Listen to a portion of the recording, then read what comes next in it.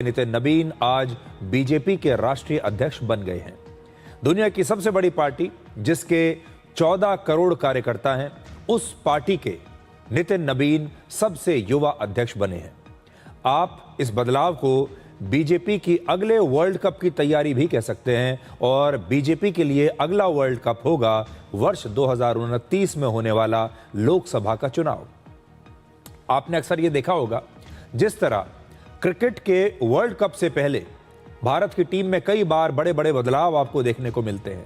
कई बार आपने देखा होगा ये कहते हुए लोगों को कि हमें अपने वर्ल्ड कप के लिए, अगले वर्ल्ड कप के लिए एक युवा टीम तैयार करनी है और इस दौरान नए खिलाड़ी को नेतृत्व दिया जाता है।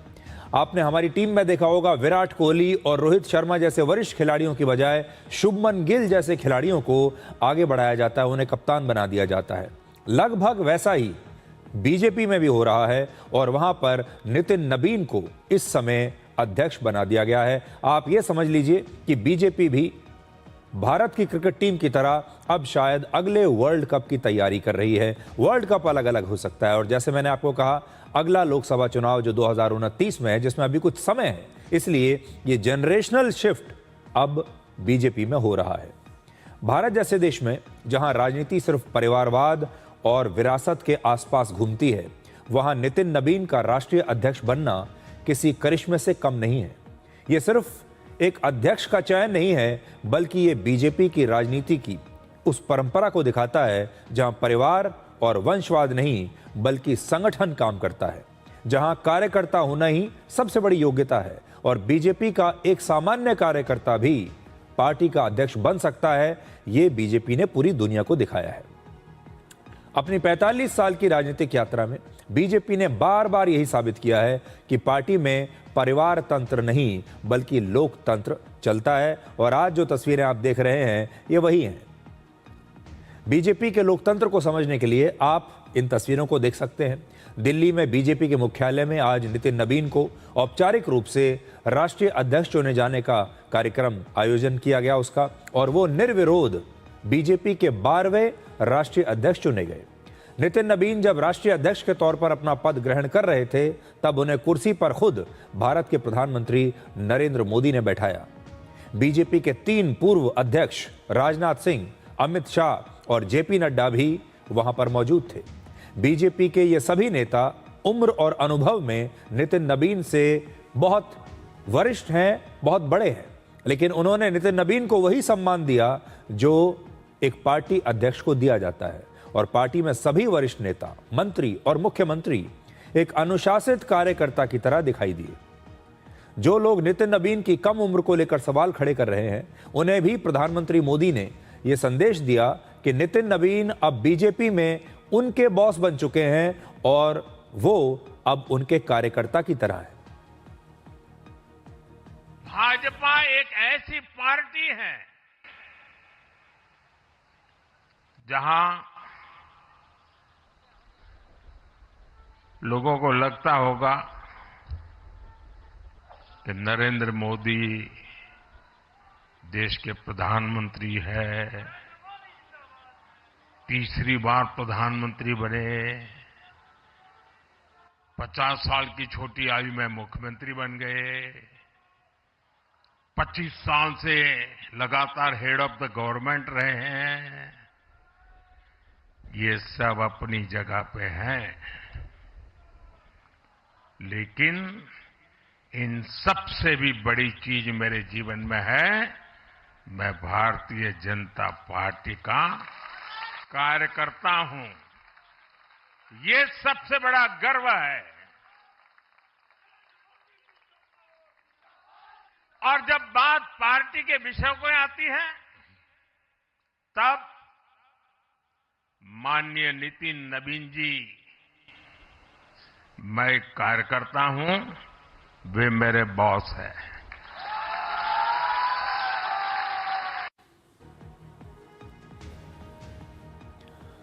नितिन नबीन जब राष्ट्रीय अध्यक्ष बने, उस दौरान उनके परिवार के सदस्य भी वहां पर मौजूद थे और प्रधानमंत्री मोदी ने एक अभिभावक की तरह सभी से मुलाकात की और बच्चों को उन्होंने मिठाई भी खिलाई। कुछ तस्वीरें आप देख सकते हैं।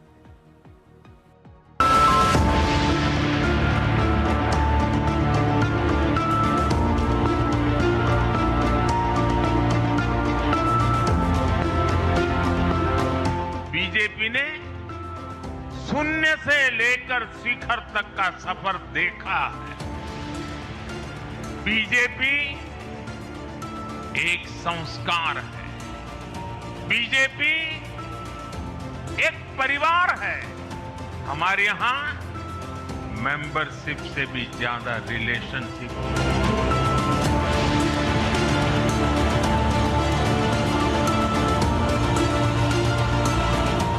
कभी भाजपा ने पार्टी विद अ डिफरेंस के रूप में अपनी यात्रा शुरू की थी। आज बीजेपी पार्टी ऑफ गवर्नेंस भी है।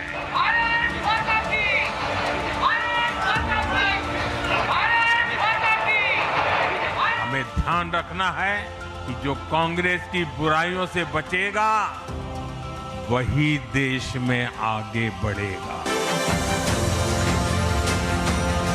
आज भाजपा परिवार को अपना नया मुखिया मिला है, ऊर्जावान मुखिया मिला है, अनुभवी मुखिया मिला है और भाजपा परिवार की हमारी ताकत हर कार्यकर्ता का परिश्रम है।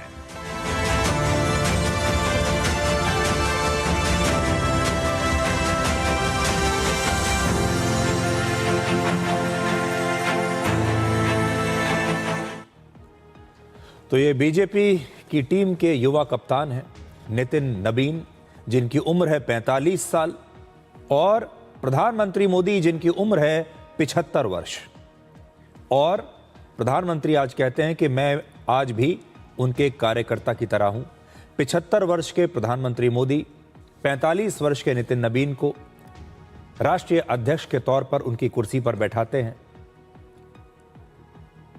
उन्हें शुभकामनाएं देते हैं, उनके साथ खड़े हुए हैं, फूलों का गुलदस्ता लेकर इंतजार कर रहे हैं कि नितिन नबीन अपना ये फॉर्मेलिटी पूरी करें। और ये देखिए, भारत के प्रधानमंत्री, वो कहने को तो भारत के प्रधानमंत्री हैं लेकिन बीजेपी के कार्यकर्ता की तरह भी हैं, और वो आज अपने नए अध्यक्ष का स्वागत कर रहे हैं पार्टी के मुख्यालय में। यह आपको सिर्फ बीजेपी में ही देखने को मिल सकता है। और पीछे देखिए कौन कौन खड़े हैं, राजनाथ सिंह, अमित शाह और नितिन गडकरी।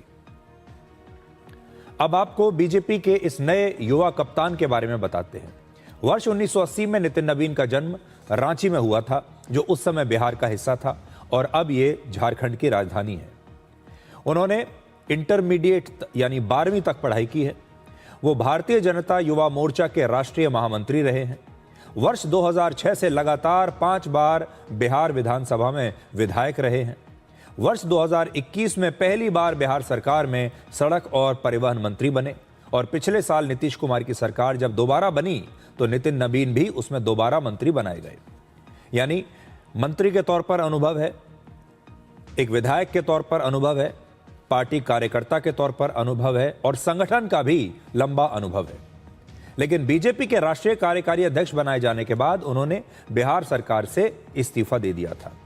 अब बीजेपी में ऐसे कई उदाहरण हैं जिससे पता चलता है कि कोई सामान्य कार्यकर्ता भी बीजेपी में शीर्ष तक पहुंच सकता है, और यही इस पार्टी की सबसे बड़ी खूबसूरती है, जो आपको दूसरी पार्टियों में शायद ना मिले।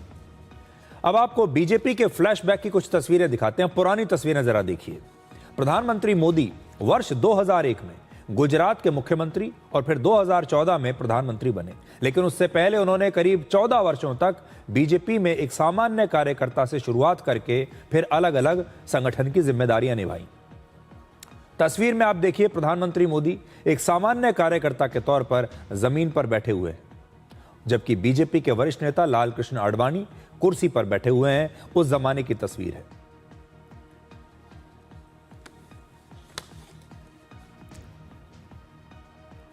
अब आप देश के गृह मंत्री अमित शाह की एक पुरानी तस्वीर देखिए।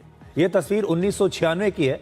आप तस्वीर में बीजेपी के नेता लाल कृष्ण आडवाणी को देख सकते हैं, और उनके पीछे देखिए अमित शाह को देख सकते हैं, जो कि एक कार्यकर्ता की तरह उनके साथ खड़े हैं। आडवाणी अहमदाबाद में वोट डालने के लिए गए थे, और उस समय अमित शाह के पास कोई बड़ी जिम्मेदारी उस समय नहीं थी। वो एक सामान्य कार्यकर्ता के तौर पर यहां पर नजर आ रहे हैं, और आज वो देश के गृह मंत्री हैं, और वर्ष 2014 से 2020 तक बीजेपी के अध्यक्ष भी रहे। अब नितिन नबीन की भी दो पुरानी तस्वीरें देखिए। एक तस्वीर में वो बीजेपी के एक सामान्य से कार्यकर्ता के तौर पर बिहार में बीजेपी के बड़े नेता सुशील मोदी के साथ एक सेल्फी लेते दिख रहे हैं, और उनके साथ भी नहीं, बहुत दूरी से वो एक सेल्फी लेने की कोशिश कर रहे हैं, जहां पीछे बैकग्राउंड में सुशील मोदी नजर आ रहे हैं।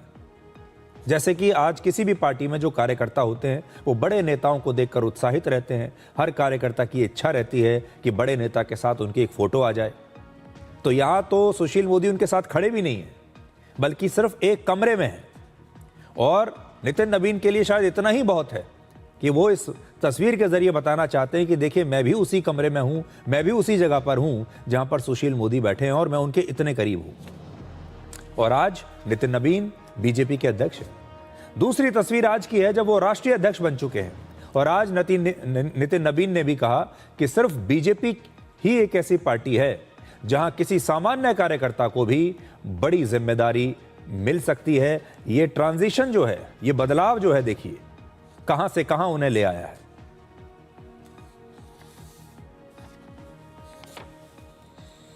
ये हम वैसे राजनीतिक दल के लोग हैं जहां राजनीतिक सत्ता नहीं साधना है, राजनीतिक भोग नहीं त्याग है, राजनीतिक ऐशो आराम नहीं तपस्या है, राजनीतिक कोई पदभार नहीं उत्तरदायित्व है। तो आइए हम सब कार्यकर्ता इस संकल्प के साथ अपने नेतृत्वकर्ता के इस परिश्रम और पुरुषार्थ के साथ अपने आप को जोड़ें।